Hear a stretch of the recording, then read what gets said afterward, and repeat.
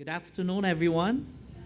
I'm Pastor JR at yun po ang ating missions video. God is doing something wonderful sa nations po, especially sa Macau, and God is doing wonderful things in the next generation. Amen? And we have you to thank for because of your prayers and of your support to our missionaries. Kumakalat po ang mabuting balita ng ating Panginoon. Amen? Palakpakan nga po natin ang Panginoon. Speaking of next generation, I would like to show you a picture before I proceed on to the preaching. Yung picture pong nakikita po ninyo ay mga kids church po natin yan actually. Kids who are discipling kids. They're doing one-to-one sa kanilang kapwa bata. Okay, sige palakpakan po natin ang Panginoon. I'm showing this to let you know, hindi kailangan maging matanda muna bago makapag-disciple. Kahit yung mga anak po natin, if we are training them, no, sending them to kids' church, praying with them, discipling them, they themselves can respond and they themselves can disciple their fellow kids. Amen? Ngayon po, kung may katabi kayong mga bata, I want us to pray for them, tapos i-send out natin sila sa kids' church. Let's lay our hands to them. Lord, salamat po sa mga batang ito. Lord, we believe that they are the next generation. But even so now, Lord God, that you, as you captivate their hearts, you will infuse faith and vision, Lord, that they themselves will respond, Lord God, to the discipleship call of our Lord Jesus Christ. And I pray that they will themselves, Lord, will step up and disciple their fellow playmates, Lord God, in the kids' church. Thank you, God. We honor you. In Jesus' name this we pray. Amen and amen. Palakpakan po natin ang Panginoon. Kids, you may go to your service. Ayan. Tayo po tayong lahat habang lumalakad naman yung mga bata. Tayo po'y nasa ika-4 na linggo na po ng ating serye. Alright? When we gather. And we are in 1 o'clock. Mas marami po dito ay Tagalog language na ginagamit. So may nakikita po ako na isang banyaga, pakitulungan na lang po. No? Ito po ay 90% Tagalog, 70% English. Yan. Mamayang 3:00, baliktad. 90% English, 70% Tagalog. Yan. Okay. Unang Korinto 11:23-26, tayo po'y pag-usapan po natin is about communion. That's why meron po sa harapan natin ay mga communion element dahil mamaya po, pagkatapos ng ating sermon, tayo po'y magko-communion. Unang Korinto 11:23-26, sapagkat tinanggap ko sa Panginoon ang ibinigay ko naman sa inyo, na ang Panginoong Hesus ng gabing siya'y ipagkanulo ay dumampot ng tinapay. At nang siya'y makapagpasalamat, ito'y kanyang pinagputol-putol at sinabi, ito'y aking katawan na pinagputol-putol para sa inyo. Gawin ninyo ito sa pag-alaala sa akin. Sa gayon ding paraan ay kinuha niya ang kopa pagkatapos maghapunan at sinabi, ang kopang ito'y siyang bagong tipan sa aking dugo. Gawin ninyo ito tuwing kayo'y iinom nito sa pag-alaala sa akin. Sapagkat sa tuwing kainin ninyo ang tinapay na ito at inuman ang kopa, ipinapahayag ninyo ang kamatayan ng Panginoon hanggang sa dumating siya. Tayo po'y manalangin. Ama naming Diyos na buhay, makapangyarihan, mapagmahal sa iyong mga anak, lumalapit kami sa iyo, puno ng pasasalamat, papuri, pagsamba. Dalangin po namin na sa hapon pong ito, samahan mo kami, pangunahan mo kami. Banal na Espiritu ng Panginoon, ikaw po ang magturo sa amin. Nais po namin minsan pang masilip ang panibagong liwanag, Panginoon, sa iyo pong salita. Hayaan po ang puso po namin ay lalong maging mapayapa habang naiintindihan po namin ang iyong salita. Salamat po sa pangalan ni Jesus. Amen at amen. Makakapo na po tayong lahat.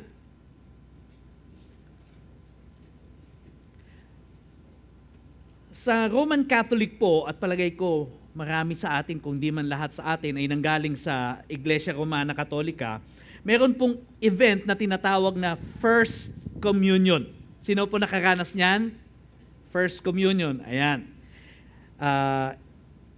It signifies spiritual maturity, no, the child's age of reason, and full initiation into the church community. Usually, nagaganap po yan kapag ang bata po ay humantong na sa 7 taong gulang. No? Honestly, hindi ko na po matandaan yung araw kung ano nangyari dun sa first communion ko. No? Kung nag-first communion nga ako, hindi ko na po talaga matandaan. And if I would be honest with you, kahit po nung nagsasakristan na ako, hindi ko pa rin naiintindihan kung ano yung communion. Alright? Basta ang alam namin, pagtaas ng communion, yung osya, kanya-kanya na kami kuha. Inuubos namin. Ang sabi po sa amin noon, dapat 1 hour before nung communion, hindi ka nakakain. Narinig niyo ba yan? Ako lang nakarinig. Walang nagsabi sa inyo niyan? Okay? Kasi po may katisismo kami noon eh. Ano? So sa katisismo, tinuturo yan.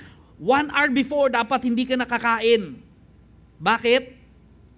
Kasi nga daw po, hindi yung katawan, yung tinapay at yung dugo, yung wine o yung juice ay nagiging literal na katawan at dugo ni Kristo.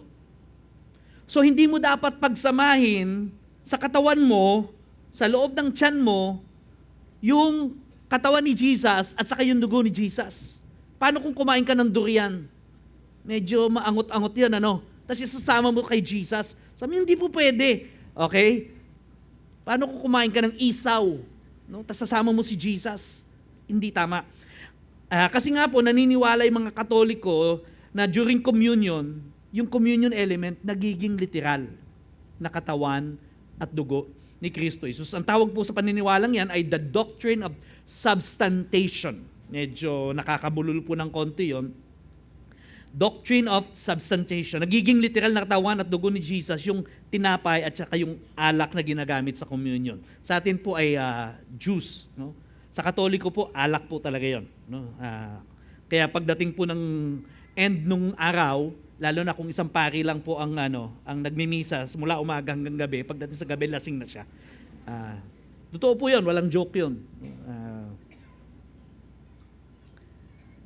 Hindi po ganun yung pinaniniwalaan natin, no, yung transubstantiation.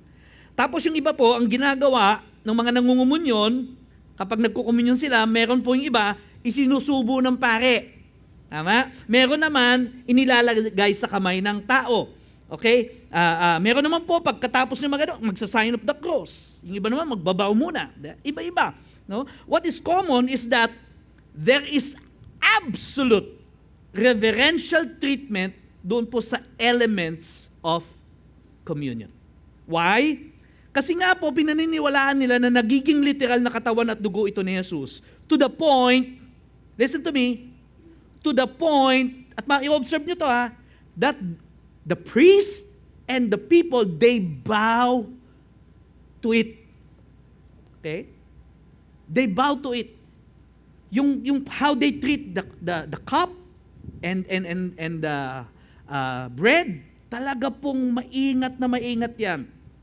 To the effect that the Eucharist, tawag po na doon Eucharist, is already being worshipped. Because for them, that is Jesus Himself. And that's not what we do. Respect, yes. Worship, never. Okay? Also, kinalakihan din natin, o at least kami, ang paniniwala na kapag sinubo mo yung ostya at dumikit sa ngalangala mo, makasalanan ka talaga. Natatawa yung iba kasi alam ko yun din ang sinabi sa inyo, tama?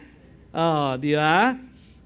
So many conceptions in the past, even in the present, na kailangan po natin talagang sagutin ito at linawin. Okay? Ano ba talaga ang komunyon? No? Ano ba talaga yung layunin nito sa buhay natin? At ano ang mga benepisyo ng komunyon sa ating mga mananampalataya? Isa lang ba itong ritual? O pwede bang wag na lang natin gawin ito? No? Pampadagdag oras lang yan. No? Sa church, pampadagdag gastos lang yan. Pwede bang wag na lang? Mayroon bang do's and don'ts sa communion? Tulad nun, yung wag mong pagsasamahin yung durian saka yung element. Okay. Now, in 1 Corinthians 11, sa 1 Corinthians 11 po, ito po yung the most intensive discussion on the sacrament of communion. In their case, sa Corinth, matatagpuan natin, malalaman natin na nagkaaroon po sila ng iba't ibang mga problema habang sila po ay nagpe-perform nung sacrament of communion. Okay, so context first. Unlike po sa atin, ang communion po nila is actually a love feast. Okay? Ito, hindi po ganyan. It's a love feast. It's a communal eating, if you may. Kung may katumbas po yan sa kultura natin, dito sa Victory lalo na, siguro po yung tinatawag natin na pot bliss. Okay? Sino po nakakalam ng pot bliss? Yung iba, ang alam nyo, potluck. Hindi natin ginagamit yung salitang potluck kasi malas yun. Hindi tayo naniniwala sa potluck. Okay? No? Kasi malas nga daw. So, ginamit na, pot bliss ang gawin natin. Okay, pot bliss. Sige na, pot bliss kung pot bliss. So imagine with me, they're having this feast, nagdadala sila ng kanilang mga contribution of food. May kare-kare, lamb chop, no? Merong inihaw na tilapia, kasi yan yung isda sa Galilee, tilapia. Ang tawag nila diyan, St. Peter's fish. Yan. So, dala-dala sila ng contribution, pero yung dala nila, sila rin yung kumakain. Okay? Sa halip na i-share po nila. Kaya ano nangyayari? Yung mga mahihirap na walang dala, walang makain. So, yung iba, busog na sila, habang yung iba, gutom, hindi pa kumakain. Yung iba naman po, lasing na. Okay? Dahil nga po alak yung iniinom nila. So, in the Corinthian communion, there are problems like division, yung the haves and the have-nots. Kitang-kita mo. Yung mga meron, busog. Yung wala, gutom. Merong disorder. May lasing, may gutom. Disorder talaga. At meron pong disrespect.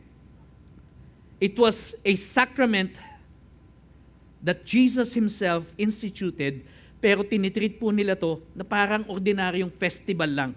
No? Walang spiritual significance kasi nga, nag-aagaw-agaw sila. Okay? Sabi po ng verse 22 ng chapter 10 sa unang Korinto, sabi niya, galit na po si Paul. Sabi niya, wala ba kayong sariling bahay upang doon kumain at uminom? Nagsisermon. Okay? Hindi ba ninyo pinapahalagahan ang iglesia ng Diyos at hinihinayaan ninyo ang mahihirap? Ano ang gagawin ko ngayon?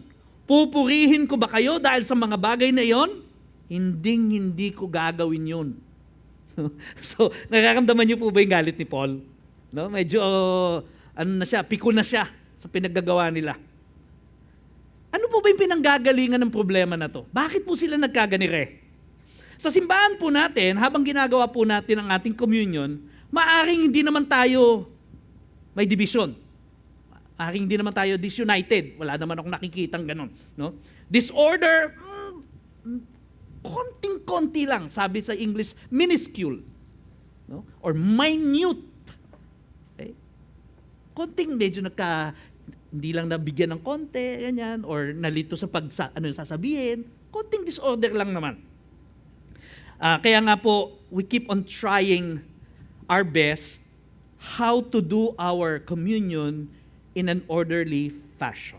Kaya mamaya, pag tayo po yung nag-communion, makikita nyo, meron lang po tayong konting tinutweak. So, para lang po mas lalo tayong may order. Are you with me? Huwag po kayong magugulat. Meron po tayong konting tweaking. Because we want order in our communion. Disrespect, katulad po ng problema nila, again, halos hindi ko po ito nakikita sa atin. Kung meron man, bibihira. But many of us we may be, what we're experiencing ay yung po tinatawag na lack of understanding or misunderstanding of the sacrament of communion.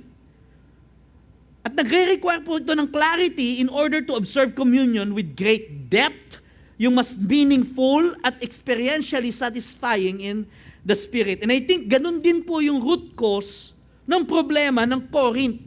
Bakit sila ganun?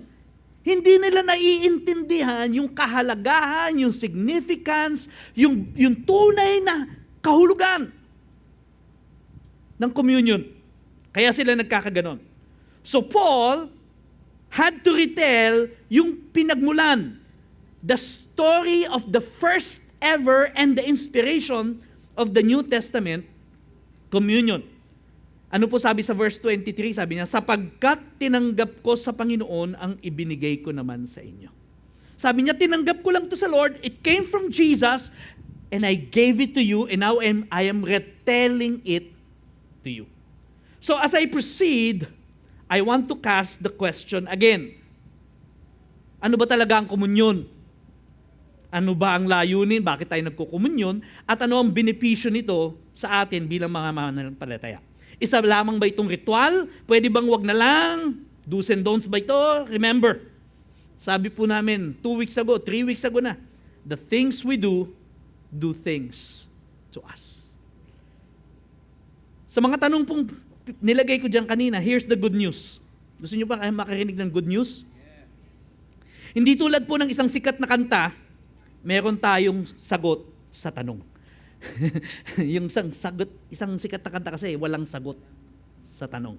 Tayo, may sagot sa tanong. Ito po ang sagot. Communion is basically, it originated and was adopted by the first century church doon po sa Passover celebration na ginawa po ni Jesus bago siya namatay. Tandaan po nyo yung the Last Supper. This event is called the Passover Seder. Sabi nyo nga po, Passover Seder. Seder means order or ritual or liturgy. Ayan, narinig na naman natin yung liturgy. Okay? Kasunod niyan, bahala kayo. This Passover liturgy involves, among many others, marami pong ginagawa dito sa Passover Seder na ito. Pero kasama po dito yung pag-share ng bread at pati po yung pag-share ng 4 na cups of wine. Sabi nyo nga po, 4 cups. Ilan po? Ilan? Ulitin natin. Ilan? 4. Okay. And these 4 cups of wine is to be taken sa particular na bahagi po ng liturgy. Hindi po ito sabay-sabay na iniinom. Kasi nga po, meron siyang order. Okay? May pagkakasunod-sunod. Lahat ng gagawin nila from start to finish. Ito po yung 4 na cups of the Passover. Okay? Number 1, the cup of sanctification, the cup of deliverance, the cup of redemption, and the cup of consummation. Okay. Here's the question. Palagay ninyo, nung sinabi ni Jesus, ito ang aking dugo sa bagong tipan, palagay nyo anong cup dyan yung ininom niya? Nung sinabi niya yun. Okay? Mamaya sasabihin ko. Sino dito gusto nyong sabihin ko yun mamaya? Mga 5:00 ko po sasabihin yan. Ayan. So what is the function of the communion in the life of the church and the individual believer? Mula po doon sa ating libro na We Believe, yan po yung libro ng ating mga pinaniniwalaan, ito po sinasabi. The sacrament of communion is a means of grace, sabi nyo nga po, means of grace, in which God is present, affirming His promises, represented by visible signs of God's inner working of grace in the believers by the power of the Holy Spirit. Sa evangelical community po, naniniwala tayo and we hold on to 2 sacraments and 2 sacraments only. Ano yon? Water baptism and communion. Yun lang po kasi yung malinaw sa Bible na inordain ni Jesus para maging sakramento. The rest ng sacrament, hindi po natin tinuturing na isang sakramento. Now, let me clarify. These sacraments, yung water baptism and communion, hindi po sila prerequisite para po tayo'y maligtas. We are saved by grace through faith only. Malinaw po yon? Malinaw po yon? Ayan, we are saved by grace through faith only. Yung sacraments is not means of salvation.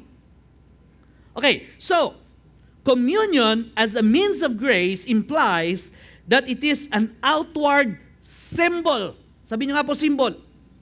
Simbolo lang, senyales lang, visible representation that God uses to spiritually nourish believers. It acts as a visible reminder of Christ's sacrifice, strengthening faith, assuring participants of His forgiveness and presence when we receive it with active faith. So, simbolo lamang po ito. It is not transforming into actual literal body o yung dugo ni Jesus. Kaya nga po sinabi ni Jesus sa verse 24 and verse 25, gawin ninyo ito sa pag-aalaala sa akin. Okay? Remembrance lang as a symbol. No? Parang singsing. Nagkasal ako kahapon. Ano yung singsing? Ito ay simbolo ng aming sumpaan mag-asawa. No? Nung mga pangako namin, kada makikita namin yung singsing na ito, naalala ko yung mga pangako ko. Alright? We can further understand communion as a means of grace by understanding the purposes of the sacrament of communion. So ito na po, mas maintindihan natin pag nalaman natin itong purposes. Number one, it is proclamation of the gospel of Christ sa mga mananampalataya. Proclamation, sabi sa verse 26, sapagkat sa tuwing kainin ninyo ang tinapay na ito at inuman ang kopa, ipinapahayag ninyo, pinoproklama ninyo. You proclaim the Lord's death until He comes, sabi ng Bible. It's a proclamation of the gospel again and again and again and again, primarily to the believers. Hello? Pinoproklama natin sa mga mananampalataya. Secondary na lang po sa unbelievers. Pag nasa simbahan tayo, nag-gather tayo, nagkaroon tayo ng sacrament of communion, we are proclaiming to each other the gospel of our Lord Jesus Christ. We need to be reminded again, paulit-ulit, ito pong importansya at kapangyarihan ng kamatayan at muling pagkabuhay ng ating Panginoong Hesus. Bakit? Katulad po ng paulit na ulit ko rin sinasabi sa bawat sa atin, we tend to forget. Tama po. Kaya sabi niya, when you do this to remember me. Kasi nga po madali tayong nakakalimot. Kapag may pagsubok, may problema, may pinagdadaanan na mabigat, nagkaroon ka ng sakit, tulad ng cancer, no? Di ka magkaanak ng matagal, inihintay mo, ang tagal dumating ng anak mo, minsan di naman anak, asawa, okay pa, well, yung anak sa kanila, asawa muna, wala pa rin, 60 ka na, wala pa rin. Yeah? Nag-iiba yung timplada mo, di ba? No, nawalan ka ng trabaho, nawasak ang pamilya, we tend to focus on those things rather than look to Jesus and remember how much Jesus did for us. I want you to know, Jesus gave His life. What more could He not give? Kung ibinigay ni Jesus ang kanyang buhay, ano pa yung hindi niya kayang ibigay sa atin? Sana'y magsilbi po itong paalaala sa atin. Pangalawang purpose, anticipation of coming of Christ. Doon din po sa verse 26, ito po ang sinasabi, sapagkat sa tuwing kainin ninyo ang tinapay na ito at inuman ng kopa, ipinapahayag ninyo ang kamatayan ng Panginoon hanggang sa dumating siya. Until Jesus returns, we are anticipating, as often as possible, proclaim ito pong kamatayan ni Jesus, ina-anticipate din po natin yung kanyang muling pagbabalik. Hindi po ba? Sabi po sa Lucas 22:16, sapagkat sinasabi ko sa inyo, ito'y hindi ko kakainin, sabi ni Jesus, talking about the communion, hindi ko ito kakainin hanggang sa ito'y ganapin sa kaharian ng Diyos. Meaning to say, mauulit lang daw po yung Last Supper kapag dumating na siya at dalhin niya na tayo sa kanyang kaharian. So ang gusto niya, hintayin natin talaga yung panahon na yon. I hope mga kapatid, na ina-anticipate natin yung pagbabalik ng Panginoon. I hope you're excited. We are not meant to stay in this world forever. Alam niyo po ba yan? Mamamatay tayo lahat. Eventually, kukunin tayo ni Lord. Or, maaring hindi na tayo mamatay, dumating na lang ang Panginoon, kunin tayo ng Panginoon. This is not our home. Sabi ng awit natin, Jesus is our home. And nothing could truly satisfy us until we finally reach home and be with our Lord Jesus Christ. Sabi po ni Saint Augustine of Hippo, sabi niya, "You have made us for yourself, O Lord, and our hearts are restless until they rest in you." Ang puso po natin ay hindi makakamtan ang tunay na kapahingahan hanggang sa makamtan natin ang kapahingahan ito sa piling ng ating Panginoong Jesus. Sabi po ni C.S. Lewis sa kanya pong librong Mere Christianity, ito po sabi niya, "If I find myself a desire which no experience in this world can satisfy, the most probable explanation is that I was made for another world." I was made for another world.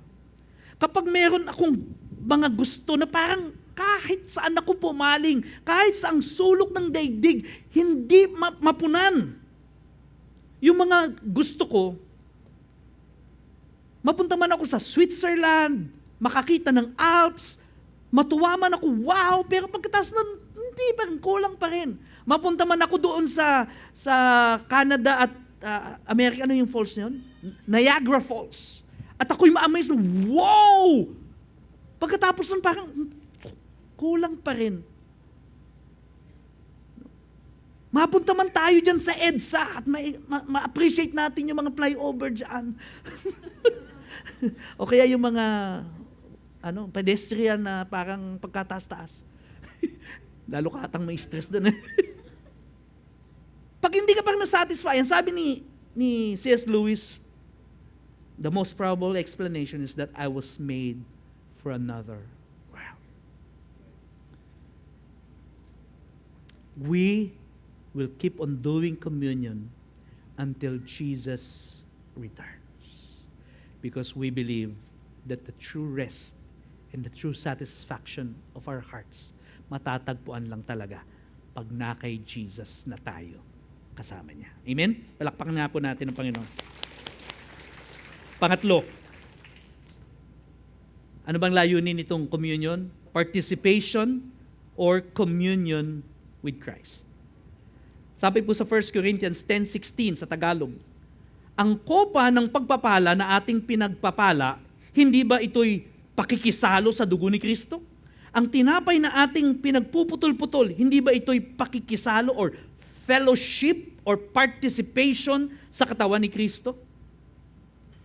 So, ibig sabihin po nitong participation, communion, it means fellowship, koinonia. Para po tayo, pagka yung, alam niyo yun, yung victory babay, yung hindi tayo mapag-iwalay, gusto natin magkakasama tayo, nagpapalitan tayo ng mga kwento, masaya tayo, nag-iiyakan tayo, fellowship. No? Sabi niya, ito daw po ay pakikipag-fellowship kay Kristo Jesus. Okay? Kaya nga po ito tinawag na communion. Kasi yun po ang ibig sabihin ng communion. We commune, we dwell, we fellowship with one another. We are fellowshipping with Jesus. At kapag ito po'y ginawa properly, orderly, with respect, nakaka-experience po tayo ng profound understanding of His love, and thus, nararamdaman po natin na si Jesus talaga ay nasa ating kalagitnaan. Amen? Pang-apat at huli, unity in the body of Christ, the church. Sabi po sa verse 17, yung kasunod lang po ng 1 Corinthians 10, sapagkat may isang tinapay, meaning si Jesus po, tayong marami ay isang katawan, sapagkat tayong lahat ay nakikibahagi sa isa lamang tinapay. Jesus is the bread of life. And we partake, we participate. Okay? We become the body of Christ. That's why when we do communion, it reflects, it shows to the world that we are one. We are one in Christ. The focus is Christ, and we become one kay Kristo Jesus. Mayaman, mahirap, babae o lalaki, it makes no difference anymore. Okay? Pagdating po ang communion, ha? Kasi yung iba, kita mo, wala nang difference, kaya sa siya, kahit babae, lalaki, pwede na magsama-sama. Hindi po, sa communion lang po yan. Kay Kristo Jesus, there's no difference. Kasi po yung verse na yan, na sinasabing there's no more difference in Christ, kinukuha po yan ng iba na babae, lalaki, wala nang ganun, wala nang daw ganun. Hindi po. That is a distortion of the Bible. Alright? Alright. So there's unity and equality in Christ. Only in Christ. Now, narinig nyo na po ba yung idiom o parang kasabihan na nagsasabing blood is thicker than water? Sino po nakarinig na niyan? Sino po gumamit na niyan? Parang wala talaga akong kausap. Amen. Okay.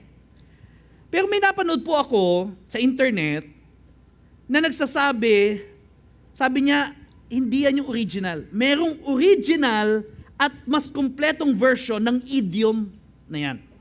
Hindi po ako sigurado kung talagang yun nga ang original at yun ang kumpleto, but its message, I totally agree. Okay? Kung ito man po yung sasabihin ko, yung original at longer version, I agree with the message. Ito po ang sinasabi niyang the longer and the original version. The blood of the covenant is thicker than the water of the womb. Yung water of the womb meaning the physical birth. Okay, kasi may tubig po, may bahay bata yung tayo dyan sa mga babae. Water of the womb. Okay? Physical birth. The blood, ulitin ko, the blood of the covenant is thicker than the water of the womb. Wow! And that completely alters yung kahulugan po ng idiom na yan. Ibig sabihin po na yung ating relasyon bilang magkakapatid, okay? And in our case, by the blood of Jesus, tayo po yung magkakapatid dahil kay Kristo Jesus, mas significant daw po yan than our family blood relationship. Mas matibay, mas matatag.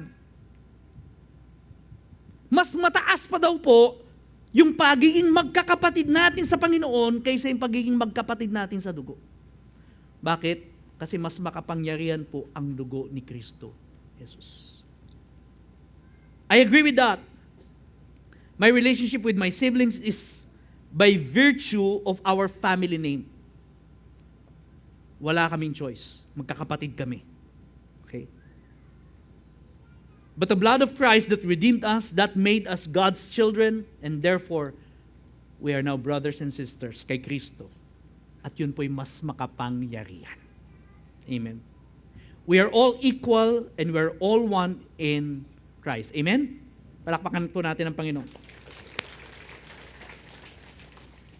As much as our society may require or manufacture unity and equality, pero pag tayo po'y na kay Kristo Jesus na truly the focal point of our lives, the central of our lives, that we could truly experience unity and equality. Kahit anong unity ticket pa yung gawin nila sa eleksyon. Ilang eleksyon na po na pagbotohan ko, lagi may unity ticket. No? Kapag nahalal yung mga yan, kanya-kanyang interest din yan. Everybody say, Amen. Bakit? Kasi nga po, yung interest nila, yung pinapahalagahan nila, at yung pera natin ang pinag-iinteresan nila. Whether we like it or else. Of course, hindi naman lahat. No? Merong mga exempted to the rule. So, when we do communion, we proclaim the gospel of Christ to ourselves, mga kapatid. We anticipate the second coming of Christ. We are saying, Lord, we are waiting for you. We participate or commune with Christ, and we show our unity in Christ. Amen? Malinaw po ba yun? Now, a while ago, I told you that there are 4 cups during the Passover Seder. Ito na. Oh, pwede nang gumising yung iba. Ayan, ito na yung hinihintay niyo. So ano po yung cup na ininom ni Jesus nung sinabi niyang, this cup is the covenant in my blood. Do this as often as you drink it in remembrance of me. Anong cup yun? Okay? Now, verse 25. Bibigyan ko kayo ng clue. Verse 25. Sa gayon ding paraan ay kinuha niya ang kopa pagkatapos maghapunan. Take note of that. Pagkatapos maghapunan. Please take note of that. So, ano ba itong 4 cups na to? Quickly, ito po yung sasabihin ko. Number 1, the cup of sanctification. Iniinom po ito at the very beginning ng Seder, after reciting the holiday blessing known as Kiddush. So, ininom po din ni Jesus ito, pero hindi po ito yung tinutukoy ni Paul. Number 2, the cup of deliverance. Drunk after reciting the Magid, the storytelling of Exodus and the recounting of the 10 plagues. Again, in all probability, ito po ay ininom din ni Jesus, pero hindi ito yung tinutukoy ni Paul. Number 3, the cup of redemption. Drunk immediately following the Birkat Hamazon, or what you call the grace after meal. Sabi nyo nga po, after meals. After supper. So sabi ni Paul, sabi ni Jesus, matapos ang hapunan. So yung ino-offer po ni Jesus sa mga disciple ay yung cup of redemption. And here's the thing, pagkatapos po nun, huminto na si Jesus. Hindi niya tinapos yung Passover. Hindi niya ininom yung 4th cup, which is the cup of consummation or cup of completion. Hindi niya tinapos. Merong missing cup. Ika nga, the question is, kinumpleto ba talaga to ni Jesus o hindi? Dapat po niyang kompletohin yun kasi Passover Seder yun eh. He's supposed to drink the cup of consummation. And if he did, kailan niya ininom? Okay? After the cup of redemption, na ininom niya, inoffer niya, the next thing we know, inaresto na si Jesus, pinako, upang tayo'y ma-redeem. Cup of redemption. Para tayo matubos sa ating mga kasalanan at mga shame o kahihiyan. But before Jesus gave up His last breath, ito po ang sinabi sa John chapter 19, 28 to 30. Pagkatapos nito, sapagkat alam ni Jesus na ang lahat ng mga bagay ay naganap na, ay sinabi niya, upang matupad ang kasulatan, na uuhaw ako. Verse 29, mayroon doong isang sisidlang puno ng maasim na alak, kaya't naglagay sila ng isang esponghang basa ng suka o yung maasim na alak sa isang sanga ng isopo, kanilang inilagay sa kanyang bibig. Verse 30, nang matanggap ni Jesus ang suka o yung maasim na alak, ay sinabi niya, natupad na. It is finished. Done. Complete. Fully consumed. At itinungo ang kanyang ulo at siya'y namatay.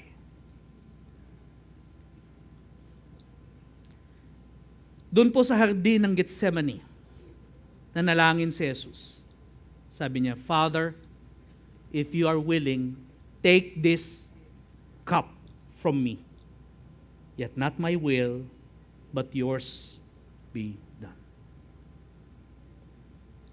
And so the will of the Father was done. Jesus did not miss the 4th cup. Jesus completed the Passover meal, and then the Passover lamb said, it is finished. Amen? Palakpakan po natin, Panginoon. Sa ating pong pangungumunyon sa hapon na ito, tandaan nyo, kinumpleto ni Lord yung redemption niya. Hindi lang partial, complete. That's why He said, it is finished. Complete. Consumed totally. As we partake our communion today, may I call on our worship team, please. Let this serve as a vivid reminder. Tapos na po. Tinubos na po tayo ng Panginoon sa ating mga kasalanan, kahihiyan, sa mamagitan po ng kamatayan ni Jesus sa kanyang krus. At dahil po siya'y nabuhay na maguli mula po sa mga patay, we excitedly anticipate yung kanyang muling pagpabalik na tayo ay kanyang kukunin papunta po sa kanyang tahanan. We will do communion with utmost reverence and solemnity in a worshipful manner. Tingin po kayo sa akin. Hindi po natin kailangan magmadali. Okay? We're going to flash sa screen kung ano po yung dapat nating sabihin at kung ano yung dapat nating isagot. Okay? We serve one another because naniniwala po tayo sa priesthood of the believers. Lahat po tayo mga saserdote o mga pari sa harapan ng Diyos. That's why we can serve communion to each other. Meron pong English, merong Tagalog. Kung saan po kayo mas komportable, depende na sa inyo, pwede niyong gamitin. Kung English ang gusto ng katabi nyo, so be it. At kung kayo naman po gusto nyo Tagalog, so be it. Okay lang po yun. Wala pong problema yun. Pantay-pantay po tayo dito. Okay? At kung sakali man po tayo magkamali ng pagkakasabi, medyo parang nabubulol tayo ng konti, okay lang po. We completely understand. Alright? Ngayon pa lang po, pinapatawad ko na kayo. Kahit magkamali, okay lang po yun. So, wag po kayong mape-pressure. Alam ko po kasi yung iba nape-pressure. Right? Basta mahalaga, we will do this with utmost reverence to God. Amen? Dahil po sinabi ko, meron lang po tayong konting tweaking. So, gusto kong tawagin yung ating mga leaders na tutulong sa akin para mag-serve. Tayo po luminya dyan. Nais ko pong sama-sama po tayong tumayo. Okay. Tayo po tayong lahat.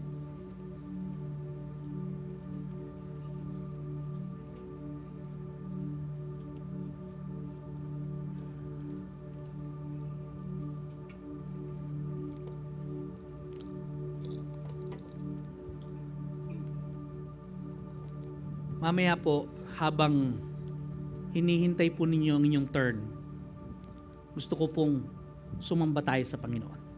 Amen? Kusa pong darating sa inyo ang basket, you will have your turn. But I want all of us to just be in the mode of worshiping God. And sabihin natin, Panginoon, salamat po. Salamat, tinubos mo ako. Nasaan po kaya ako ngayon kung hindi mo ako tinubos? Amen?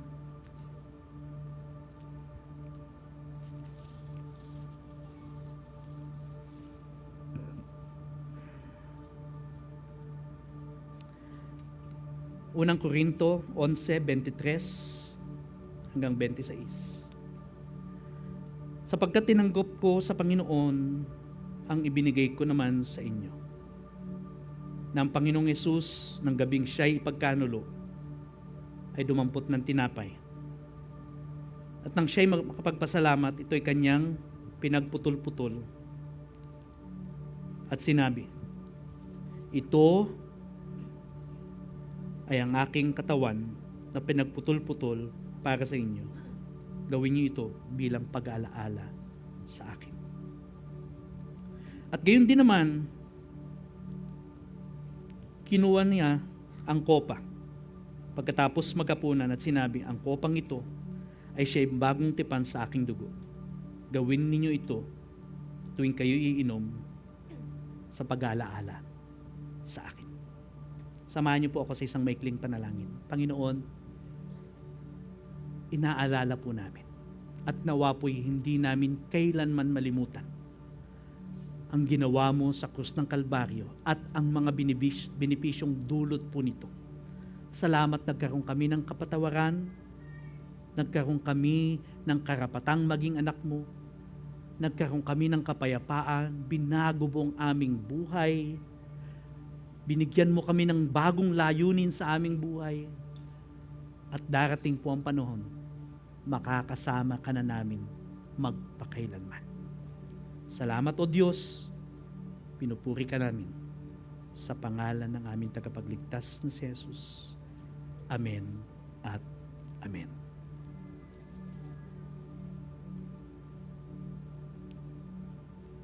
Anto lamang po ang gagawin natin, sasaw-saw po natin.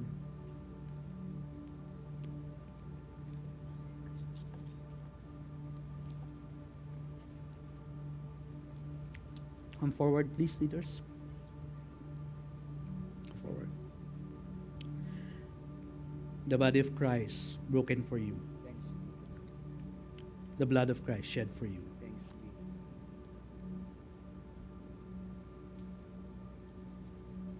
The body of Christ broken for you. Thanks be to God.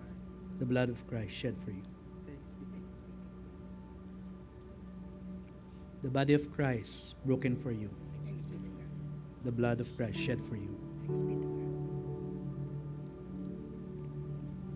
The body of Christ broken for you. The blood of Christ shed for you. Panginoon, maraming salamat po sa bukal ng buhay na nagmula po sa kamatayan ng aming tagapagligtas na si Jesus. Dahil po sa iyong kamatayan, O Jesus, kami po'y nagkaroon ng buhay na walang hanggan. Dahil po sa iyong dugong dumanak, nagkaroon kami ng kapatawaran. At muli po, Panginoon, gusto po namin sabihin sa iyo, hinihintay po namin ang iyong muling pagbabalik.